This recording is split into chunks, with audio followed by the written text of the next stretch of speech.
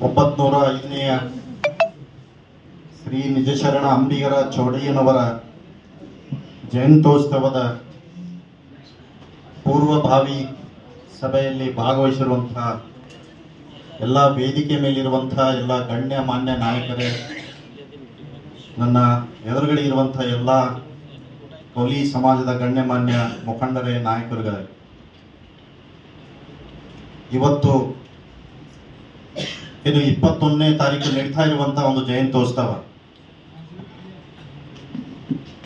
ಪ್ರತಿ ವರ್ಷ ಒಂದು ಕೋಲಿ ಸೈನ್ಯದಿಂದ ಒಂದು ಮೆರವಣಿಗೆ, ಒಂದು ಜಯಂತ್ಯೋತ್ಸವ ಅಂತ ಆಗ್ತಾ ಇತ್ತು.